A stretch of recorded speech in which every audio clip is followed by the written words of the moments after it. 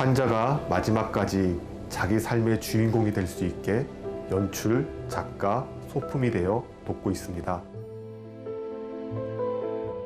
저는 가톨릭대학교 인천 성모병원 호스피스 의사 박중철입니다.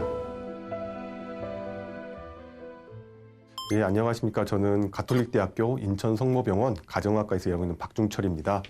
저는 의사가 되고 나서 특별히 죽음에 대한 관심이 있어서 인문사회의학에 대한 공부를 하면서 호스피스 완화의료센터에서 말기 암 환자를 돌보는 호스피스 의사로 일하고 있습니다.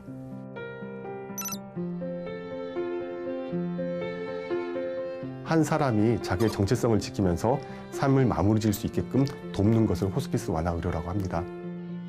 삶이 망가지지 않고 자기의 정체성이 무너져 내리지 않으면서 자기 자신으로 마지막까지 삶을 마감할 수 있도록 의학적으로 모든 가능성을 동원해서 돕는 걸 호스피스 완화의료라고 할 수 있습니다. 네, 우리나라에서 처음으로 이 존엄사를 인정한다는 대법원 판결이 나왔습니다. 지난해 2월 치료 도중 식물인간 상태가 된 77살 김모 씨. 대법원은 가족들의 요구를 받아들여 치료를 중단해도 된다고 판결했습니다. 그때 의학 쪽에서는 굉장히 커다란 충격이었죠. 왜냐하면 마지막까지 살리기 위한 최선을 다하는 게 의학의 목표고 의학의 사명이라고 생각했는데 환자의 인공호흡기를 제거하여서 임종하도록 도와라라는 판결이 난 거니까요.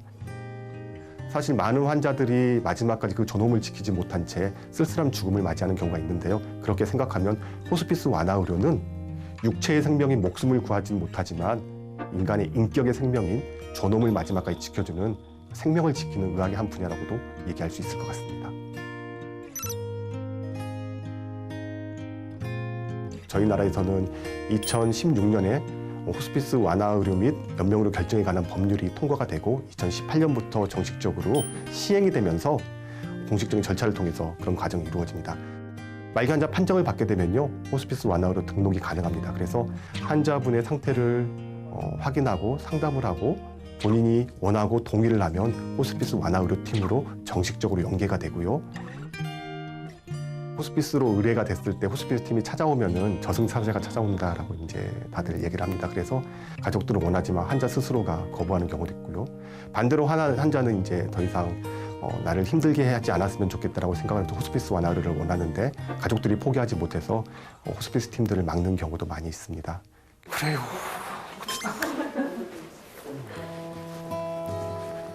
어머니, 어이구 눈 떴네. 제 목소리 반갑죠? 아, 다행이다. 아니 어제 아침부터 계속 이 자세로 그냥 계속 주무셨거든요. 주무시기만 하세요? 네. 저 와서 반가웠어요? 아, 고마워요. 따님이 너무 자주 불러요? 힘들어? 일일이 다 대답해주기가? 그건 아니야. 네. 그래도 따님이 좋죠? 천국 가시면 저한테 밥 사주신다 그러셨죠? 저 기억해요. 예, 그쵸. 그래요. 알겠습니다. 교수님이 부르시니까 우리 엄마가 눈에 번쩍 뜨시네요. 반가운 목소리인가 보네. 그래도 또 금세 주무실 거예요. 또 주무실 건데. 네, 그래서 사실 호스피스 완화의료 팀은 팀이라고 얘기하지 한 명으로 존재할 수는 없습니다. 팀을 나눠서 각자의 역할들을 나누고 각자의 전문성을 발휘하는 것이 호스피스에서는 굉장히 중요합니다. 저희가 호스피스 케어 자체가 환자만 포커스가 되어 있는 게 아니고 우리 보호자분의 불안도라든가 재반적인 어떤 상황들을 같이 상의하면서 하기 때문에 저희 간호사들이 다가가는 면이 또는 인볼브하는 여러 가지 일들이 조금 더 역할이 더 큽니다. 저는 호스피스 병동에서 환자분들 어떠한 모습, 또 종교, 또 신분 이런 거 상관없이 정말 이렇게 소중한 분이시라는 것을 이렇게 느끼실 수 있도록 그래도 내 삶은 그래도 되게 소중하고 가치 있었구나, 소중한 사람이구나라는 것을 이렇게 마음에 새기시면서 의미를 찾을 수 있도록 이렇게 도와드리고 있습니다.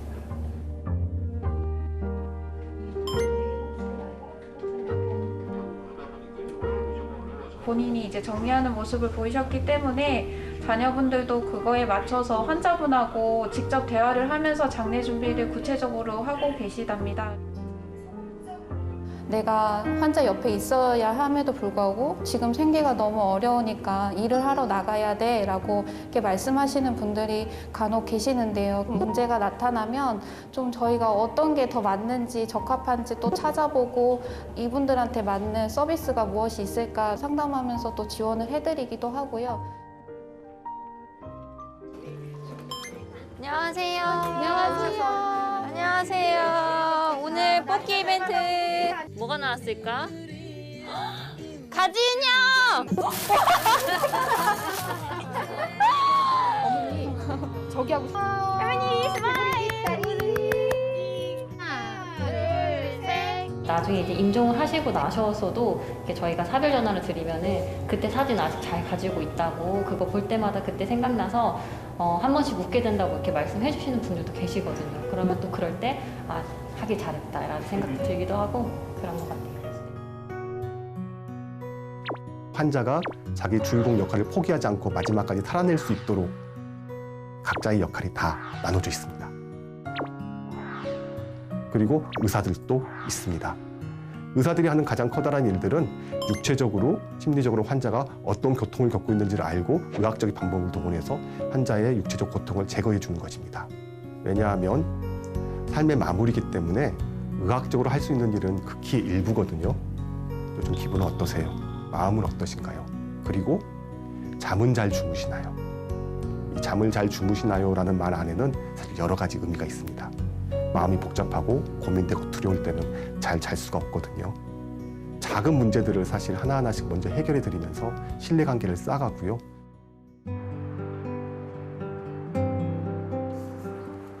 그래서 많은 환자들은 병원보다는 집에서 맞이하고 싶어 하죠. 여러 가지 의학적인 돌봄이 필요할 때는 호스피스 팀이 집을 찾아갑니다. 그걸 가정형 호스피스라고 얘기를 하고요.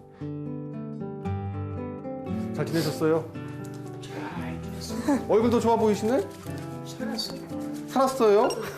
참. 점심 뭐 드셨어요? 점심 식사? 점심 밥. 두부. 좋다. 잘 드시네. 아이고야. 그래서 기운이 나시는 거구나. 그래요? 드셔보시죠. 했거든요. 자, 이제 숨소리 한번 들어볼게요. 네, 좋습니다. 다시 내쉬고 살살. 숨소리도 깨끗해요. 좋다는데 왜 청내는 소리가 나와? 그렇죠. 참 귀신 막 이렇게 미치고 환장을 노르시죠. 모르면 의사도 사표내야 돼. 그러니까. 진통제 지금 요거 12시간마다 잘 챙겨주고 계시죠? 네. 잘 몰랐죠. 그냥 마지막 가는 길이다 그것만 알았죠. 근데 이렇게 마음이 편하니까 더 좀 기분도 좋으시고 뭐라도 잡수고 그러니까 좀 더 건강해지신 것 같아요. 닥터 여러분 겪어봤어요. 가장 뛰어나신, 가장 실력 있으신 실력 없어요. 실력 없는데 마음의 실력이 있어요. 마음의 실력. 사람을 편안하게 해주는 마음의 실력.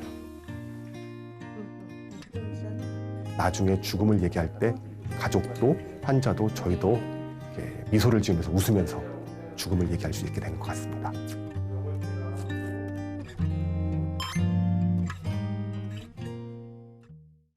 우리나라에서 여러분들도 그러겠지만 이렇게 자기 뜻대로 이렇게 대학 진학을 하게 되는 경우는 흔치 않습니다. 의과대학에 진학하게 됐고요. 의과대학 다니면서 많이 힘들었습니다. 사실 암기 과목에 굉장히 취약해서 어찌 꾸역꾸역 의사 면허를 손에 쥐게 됐고요. 그래서 바로 병원에 가서 수련 생활을 시작하는 것보다는 제 나름대로 이렇게 휴식 시간을 갖고 싶어서 이렇게 섬마을로 지원을 하게 됐습니다.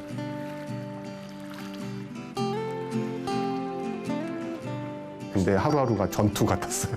전투 같았어요. 예. 왜요? 의사가 저밖에 없는데 갑자기 사고가 생기기도 하고요. 한밤중에 심장이 멈추는 경우도 있고 또는 농약을 먹고 이렇게 자살을 시도하시는 경우도 있고 심지어는 어린 아이가 조산으로 태어나는 경우도 있었고요. 인간적 한계 또는 상황적인 한계 때문에 그분들의 또 죽음을 지켜봐야 됐었고요. 근데 사실 제가 의과대학에서 배우는 것은 늘 드라마틱하게 병원에서 마지막까지 약을 쓰고 의료장치를 붙여서 사람을 살려내는 것이었지 죽어가는 과정을 무기력하게 바라보는 것이 의사의 일이라고는 상상조차 할 수 없었죠. 그런데 현실은 그게 너무 비일비재했다는 것이었습니다. 제가 문과적 성향이 컸는데 삶과 죽음에 대한 철학적이고 인문학적인 고민들을 했던 것 같습니다.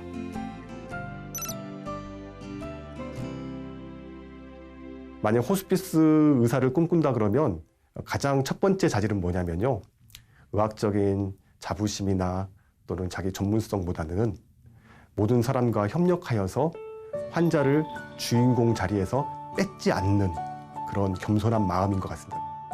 죽음은 모든 사람에게 두려움이고 공포이기 때문에 고통받는 사람, 죽어가는 사람을 곁에 있었을 때 내가 평정심을 갖는 건 쉽지 않습니다. 그래서 자기 내면이, 마음이, 심성이 안정되어야 되고 그런 안정감을 계속적으로 갱신할 수 있는 사람이 이 일을 하는 데 굉장히 좋을 것 같습니다. 또 작은 좋은 행복한 일, 감사한 일을 하나로 더 크게 기뻐할 수 있는 것도 굉장히 중요합니다. 그렇게 긍정적인 에너지를 환자와 보호자들에게 나눠줄 수 있을 때 환자와 보호자들이 훨씬 더 행복을 느끼고 편안한 임종에 다다를 수 있는 것 같습니다.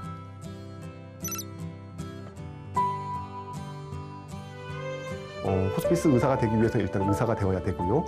그 다음에 전문과가 있는 것이 좋습니다. 말기 환자 또는 말기 상태에서 치료 중단이 되었을 때 여러 가지 보조적인 치료를 선택하기 때문에 사실 가정의학과 의사들이 많이 관여가 되어 있고요. 적극적인 항암 치료든가 암 치료를 하게 되면서 혈액종양 내과 의사들도 많이 관련이 되는 것 같습니다. 이제 수술하고 나서 이제 계속 외과 병동에서 치료받다가 또 삶을 마감하는 경우도 있어서 외과 선생님들도 많이 관심 있는 것 같고요. 그래서 호스피스 의사의 길을 가겠다라고 결정을 했을 때는 국가에서 제공하는 호스피스 완화 의료 전문 인력 교육 과정이 있습니다. 60시간의 교육을 받게 되고요. 16시간의 실습도 겪게 됩니다. 그러면 1차적으로는 기본적인 교육이 완성돼서 호스피스 완화 의료 기관에서 근무를 할 수 있게 되고요.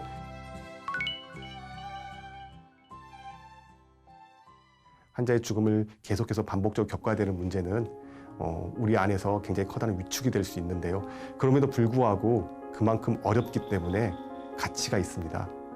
극심한 우울증이나 고통이 있는 환자 한 명의 삶을 그 괴로움에서 끄집어내서 행복하고 미소 짓는 죽음으로 만들어주는 것 역시 제 안에서 이루 주체할 수 없는 커다란 희열과 감동이 느껴집니다. 의사를 꿈꾸는 데는 의사에는 많은 종류의 직업이 존재합니다. 영상의학과 의사, 피부과 의사, 외과 의사, 내과 의사, 재활학과 의사, 그리고 그 안에 인간의 삶을 완성시켜주는 호스피스 의사도 있습니다. 한번 도전해봐도 좋을 것 같습니다.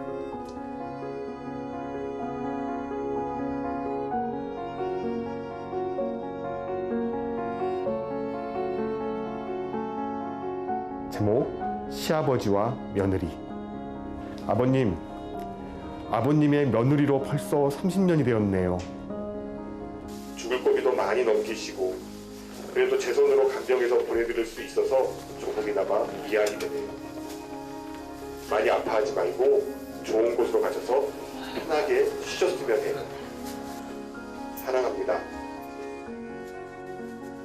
그리고 교수님, 간호사 선생님, 사회복지사 선생님, 도우미 선생님, 모든 분들 너무너무 감사드립니다. 많은 것을 배우고 있어요.